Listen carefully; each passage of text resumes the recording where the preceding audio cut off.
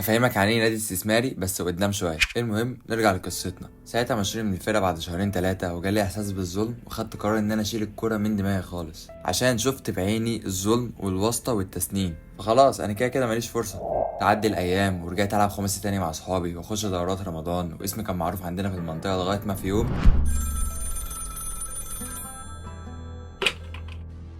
لقيت كابتن كلمني وبيقول لي ان هو مدير فني الفرقه درجه رابعه، وشايف ان انا لعيب كويس وبيجمع فرقه كويسه وعنده حلم وقاعد يلعب في دماغي تاني ويرجع لي حلم الكوره تاني، وانه شايف فيا لعيب كبير واتظلم والكلام ده، وعلى الاقل خد النادي ده خطوه ليك وكل اللعيبه بداوا من تحت. كل ده بيشد رجلي لحاجه، وانا كان عندي 17 سنه ومش فاهم حاجه قوي، بس هو عمال يلعب على حته ان انا خلاص 17 سنه، لو ما لعبتش السنتين دول هبطل كوره خالص، فعلى الاقل خد النادي ده خطوه ليك. وقعد يقنعني ان هو هيسوقني وهيقف جنبي علشان اروح نادي كبير السنه الجايه.